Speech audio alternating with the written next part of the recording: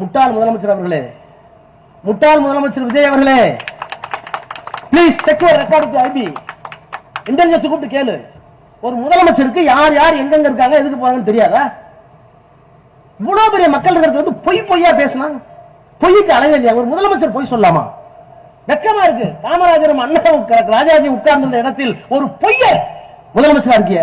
Party fund சொன்னேன், எந்திரிச்சு ஓடுறாங்க. உன்ன லூசுங்கிறதா, முட்டாளுங்கிறதா, இல்ல கிறுக்குங்கிறதா, இல்ல பொய்யாங்கிறதா உனக்கு ஒண்ணும் புரியல. செக்ல இருக்கா டிவில பாரு.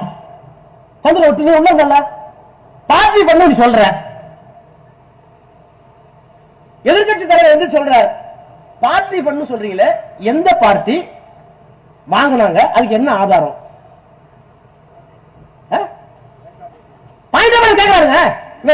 சொல்றீங்க நீங்க பார்ட்டி ஃபண்ட் கடந்த காலத்தில் வசூலித்தீர்கள் சொன்ன உடனே எந்த பார்ட்டி எந்த ஃபண்ட் கேட்டார். அதை சொல்ல வேண்டிய கடமை முதலமைச்சருக்கு இருக்குன்னு சொன்னார். இவர் பத்திட்டார். இவர் தான் ஆய திறக்க மாட்டாரு. என்ன எழுதி கொடுக்குறாங்கன்னா ஸ்கிரிப்ட் அந்த ஸ்பெக்ட் பேச அப்ப ஒன்றும் தெரியாது. அந்த இன்னொரு தம்பி இருக்குத முந்திரி கோட்டை, அந்த பையன் வந்துருச்சு, நாங்கள் எந்த பார்ட்டி என்று சொல்லவில்லை. உனக்கு வெக்கமா இல்ல? எந்த பார்ட்டி சொல்ற சொல்லுங்க. நீ எந்த பார்ட்டின்னு சொல்லி நாங்க உடையாந்துருந்தோம். நீ ரைட். நீ எந்த பார்ட்டி சொல்றது துப்பு இல்ல, முதுகெலும்பு இல்ல. முதுகெலும்பு இல்லாத முதலமைச்சரை வைத்துக் கொண்டு, அறவை காட்ட அமைச்சரை வைத்துக் கொண்டு ஏன்டான சபையில் வெளியே